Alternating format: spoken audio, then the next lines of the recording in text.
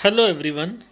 स्वागत है आप सबका Ayushman Sharma English classes YouTube channel पर। आशा करता हूँ आप लोग बहुत अच्छे होंगे। और आज हम लोग अपने 35th डे की वोकेबलरी को डिस्कस करेंगे। ये 35th लेक्चर है वोकेबलरी सीरीज़ का, जो प्रीवियस ईयर की वोकेबलरी हम कर रहे हैं, जो बहुत इंपॉर्टेंट हो जाती है एसएससी के सारे एग्जाम्स के लिए, जैसे कि CHSL, CGL, CPU, MTS, SSC stenographer. ठीक है, तो इन सारे एग्ज़ाम्स जो आपके 2024 में आने वाले हैं उसके लिए इम्पॉर्टेंट वोकेबलरी जो प्रीवियस ईयर की है वो हम लोग डिस्कस कर रहे हैं। आप लोग इन सारे लेक्चर्स को देखें और अच्छे से अपनी तैयारी को करते रहें। तो चलिए आज के लेक्चर को स्टार्ट करते हैं। और आज के लेक्चर में हम लोग सिनोनिम्स को डिस्कस करेंगे। लास्ट लेक्चर में हम लोगों ने एंटोनिम्स को डिस्कस करा था। आज हम लोग हर एक वर्ड के सिनोनिम यानी सेम जो होता है उसका समानार्थी, उसको हम डिस्कस करेंगे। तो चलिए आज के लेक्चर को स्टार्ट करते हैं। पहला वर्ड हमारे सामने कौन सा है? गैरिश। और आई थिंक ये वर्ड आप पहले भी पढ़ चुके हो, गैरिश, अगर आपको याद हो तो। गैरिश माने क्या होता है? सजाना या सजावटी या दिखावटी। ठीक है, तो चाहे आप इसे सजावटी कहो या दिखावटी कहो या भड़कीला कहो, चमकदार जो होता है, तो सारे मतलब किसके होते हैं? गैरिश के। भड़कीला, दिखावटी, चमकदार, है ना, बनावटी, जो भी है सब गैरिश के मतलब होते हैं। अब आपको इसका सेम बताना है। अनयूजुअल। अनयूजुअल का मतलब होता है अनोखा या विचित्र या फिर अजीब, असामान्य जिसे कहते हैं। अब आप अनयूजुअल का मतलब अनोखा मानो या विचित्र मानो या अजीब मानो या असामान्य मानो, कम से कम दिखावटी या फिर भड़कीले का सिनोनिम तो नहीं बना सकते। गया।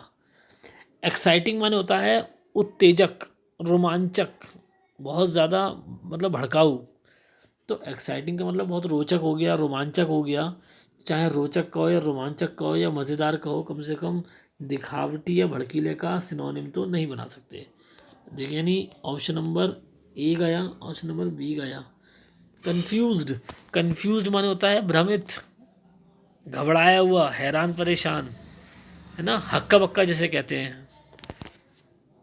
तो कंफ्यूज का मतलब आप चाहे भ्रमित समझो, चाहे घबराया हुआ समझो, चाहे हैरान परेशान समझो या हक्का बक्का समझो, कम से कम दिखावटी या भड़काऊ का सिनोनिम नहीं बना सकते।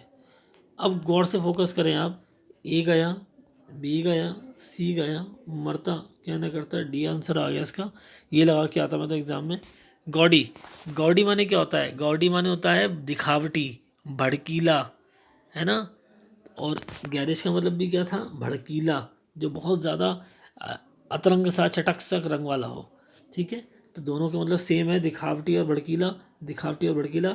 इसलिए option number D, gaudy, is the right answer. पहली वोकैब का आंसर क्या आया? Gaudy, option number D.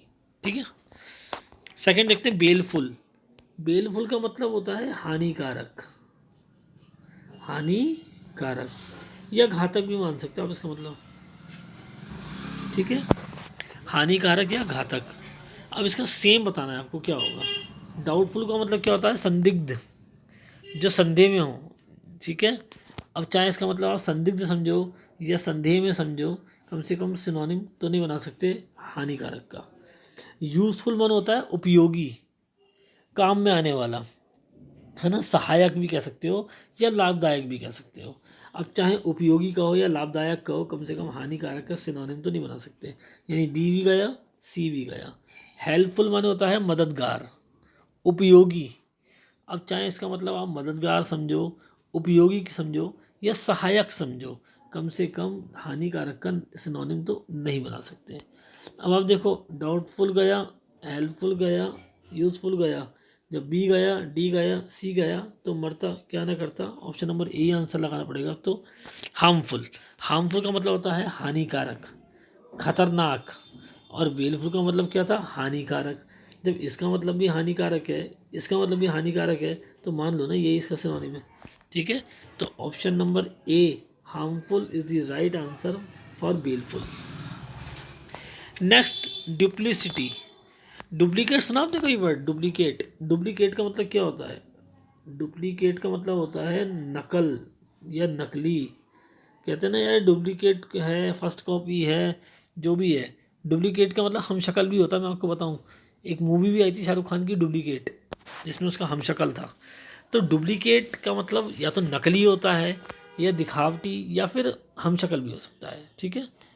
और डुप्लीकेट से ही बना है डुप्लिसिटी। डुप्लिसिटी का मतलब क्या हो जाएगा, छल करना, किसी से कपट करना या किसी को धोखा देना, ठीक है, धोखा। तो डुप्लिसिटी का मतलब होता है छल या कपट या धोखा। अब रेपिटेशन का मतलब होता है दोहराना, पुनरावर्ती, मतलब बार बार एक ही बात को कहना, रेपिटेशन हो जाएगा ये।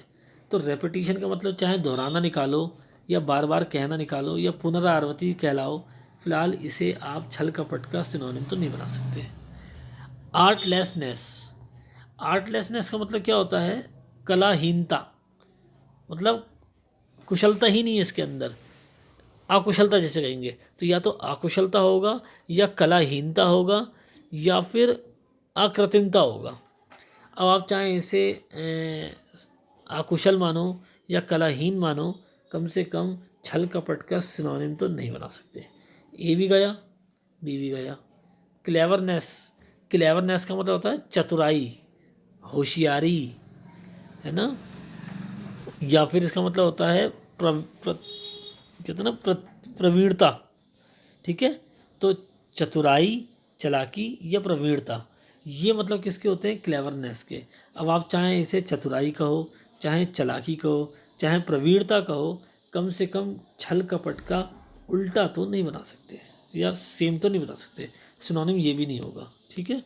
तो ये भी गया, ये भी गया, ये भी गया, मता क्या ना करता, डिसेप्शन ही सही आंसर आएगा।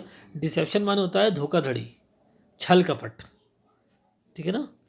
तो इसका मतलब भी क्या था, छल कपट, इसका मतलब भी क्या है, छल कपट। तो यही तो इसका सिनोनिम है। Option number C is the right answer. Next है वगैरी। वगैरी का मतलब होता है मौज, लहर, मस्ती, या फिर इसका एक मतलब होता है अचानक से आने वाला बदलाव, ठीक है। तो अचानक से आने वाला बदलाव या मौज या लहर या मस्ती जो भी है, वगैरह का मतलब होता है। Lapse of memory, lapse of memory का मतलब होता है चीज़ों का मतलब भूलना, ठीक है। जैसे आप कह सकते हो एक तरीके से याददाश्त का ख़त्म होना या भूलना। तो वगैरह माने क्या था, मौज, लहर या एकदम से आने वाला बदलाव। लैप्स ऑफ मेमोरी का मतलब है चीज़ों को भूलना, याददाश्त का ख़त्म होना। कहीं से कहीं तक दोनों सेम नज़र आ रहे हैं, नहीं आ रहे, सिनोनिम नहीं हो सकता। कंपेनियनशिप, कंपेनियनशिप माने होता है भाईचारा, आपस में मित्रता, सौहार्द। अब चाहे इसका मतलब भाईचारा निकालो, चाहे मित्रता निकालो, चाहे सौहार्द निकालो, कम से कम वैगैरी का उल्टा तो नहीं बना सकते। वैगैरी का मतलब क्या था, या तो मौज या लहर या एकदम से आने वाला बदलाव। तो ये गया, ये गया। गैंग, गैंग माने क्या होता है, एक दल, है ना, एक पूरी टोली। अब गैंग का मतलब अगर दल है, टोली है, तो कम से कम मौज या लहर का सेम तो नहीं हो सकता, सिनोनिम नहीं हो सकता। अब ए गया, बी गया, सी गया, मरता क्या ना करता, डी आंसर लगाना पड़ेगा अब तो। अनप्रेडिक्टेबल चेंज, प्रेडिक्ट माने होता है आकलन करना, और अनप्रेडिक्ट का मतलब जिसका आकलन ही नहीं किया जा सकता, अप्रत्याशित बदलाव या परिवर्तन। तो अनप्रेडिक्टेबल चेंज का मतलब होता है अप्रत्याशित कहना चाहिए परिवर्तन। और वगैरह का मतलब भी क्या था, एकदम से आने वाला बदलाव, ठीक है। तो इसका मतलब भी क्या है, अप्रत्याशित परिवर्तन, और इसका मतलब भी क्या है, अप्रत्याशित परिवर्तन। तो अगर दोनों यही सेम मीनिंग दे रहे हैं तो यही तो एक दूसरे के सिनोनिम हुए। तो वगैरह का सही आंसर क्या आया, option number D, unpredictable change. Events, events माने होता है दिखावा एक तरीके से, है ना, या दिखाना या व्यक्त करना या जताना किसी चीज़ को। भाई आपके अंदर जो भी फीलिंग्स हैं उसे आप कैसे बताओगे, कैसे दिखाओगे, तो वो जो तरीका होता है दिखाने का वो कहलाता है इवेंट्स। इवेंट्स माने होता है व्यक्त करना, जताना या दिखावा, दिखाना अपने अंदर की फीलिंग्स को, ठीक है। अब इसका मतलब अगर दिखाना या जताना है तो लुक माने होता है आपका जो भी एक कायाकल्प है, उसे भी लुक कहते हैं। लुक माने देखना भी होता है, कहते हैं ना look at me, look at her. तो लुक माने देखना भी होता है, आकृति भी होता है या निगाह डालना भी होता है। अब आप चाहे इसका मतलब निगाह डालना निकालो, चाहे आकृति निकालो, चाहे देखना निकालो, मतलब कम से कम इवेंट्स का सिनोनिम तो नहीं बना सकते, क्योंकि इवेंट्स का मतलब होता है अपने अंदर की भावनाओं को व्यक्त करना या दिखाना, और लुक का मतलब क्या है, देखना, ये तो गया।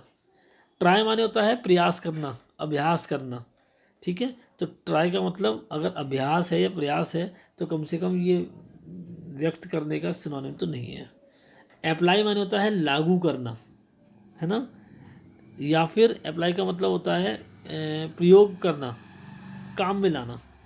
चाहे इसका मतलब आप लागू करना निकालो, चाहे काम में लाना निकालो, कम से कम व्यक्त करने का या जताने का सिनोनिम तो इसे भी नहीं बना सकते आप। अब देखो आप, ए गया, बी गया, सी गया, मरता क्या ना करता, डी आंसर लगा के आता मैं तो। शो, शो माने होता है दिखाना, कहते हैं ना show your marks, show your skills, अपना हुनर दिखाओ। तो शो माने होता है दिखाना या फिर दिखावा करना। इवेंट्स का मतलब भी क्या है, दिखाना या व्यक्त करना, तो दोनों सेम मीनिंग दे रहे हैं। Option number D is the right answer. Events का मतलब होता है व्यक्त करना या अपनी भावनाओं को दिखाना, और शो का मतलब भी होता है दिखाना, तो दोनों का मतलब ही आ रहा है दिखाना, तो ये इसका सही आंसर है। ठीक है, और फटाफट से अपने सारे वोकैब को रिवाइज करते हैं एक बार। गैरिश माने होता है दिखावटी, भड़कीला, और गॉडी का मतलब भी यही होता है। ठीक है, तो ये इसका सही आंसर था। बेलफुल माने होता है हानिकारक, तो हार्मफुल का मतलब भी होता है हानिकारक, तो इसका आंसर ऑप्शन नंबर ए था। डुप्लिसिटी माने होता है छल कपट, तो शायद डिसेप्शन माने भी होता है छल कपट, तो ऑप्शन नंबर सी इसका सही आंसर था। वगैरी माने होता है मौज, लहर या एकदम से आने वाला बदलाव, तो unpredictable change, option number D इसका सही आंसर था।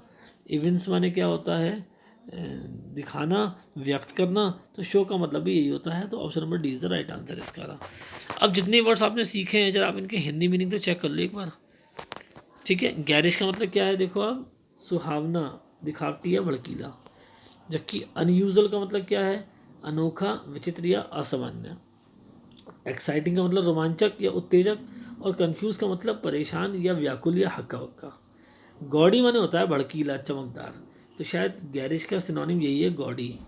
बेलफुल माने क्या था, हानिकारक, और हार्मफुल माने भी क्या है, हानिकारक, तो ये इसका क्या है, सिनोनिम है। नेक्स्ट, डाउटफुल माने क्या होता है, संदिग्ध।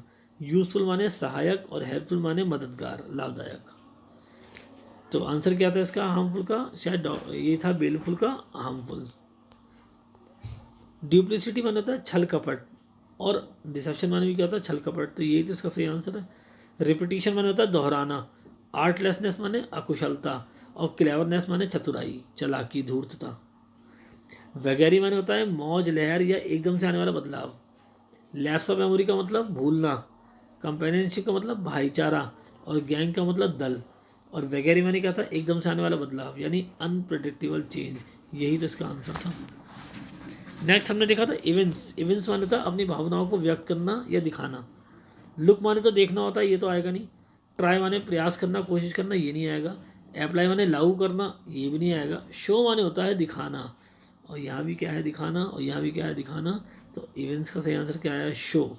ठीक है, तो ये हमारी आज की वोकैब थी। आशा करता हूँ कि वोकैब आपको पसंद आई होगी। अगर पसंद आई है तो प्लीज़ वीडियो को लाइक करें और चैनल को सब्सक्राइब करें, और ज़्यादा से ज़्यादा स्टूडेंट्स से इसको सब्सक्राइब करवाएं भी। आज के लिए इतने ही स्टूडेंट्स, मिलते हैं आप लोगों से नेक्स्ट क्लास में, तब तक के लिए आपको ऑल द बेस्ट।